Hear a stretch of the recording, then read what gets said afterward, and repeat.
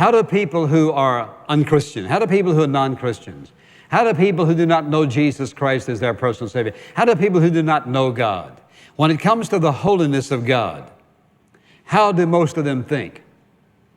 Well, they think, don't crowd me. Don't smother me.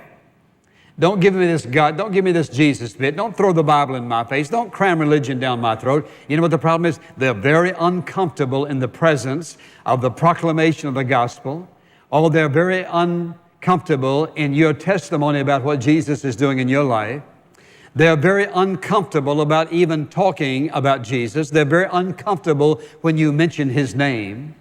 They're uncomfortable when you talk about going to church and what God is doing in your life. They're uncomfortable when you talk about what the Bible is teaching you. They're uncomfortable about how God has worked in your life. Uncomfortable when you start talking about sin, and uncomfortable when you start talking about how God has worked in your life in the past. Very uncomfortable. Why? Because that's exactly what holiness does.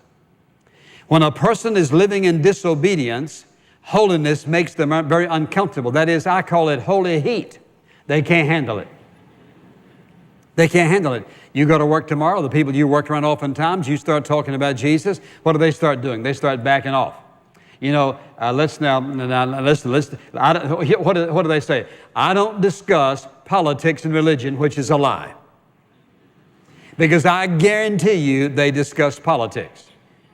And they discuss religion when it's safe in their crowd, when everybody agrees with them. Get rid of that.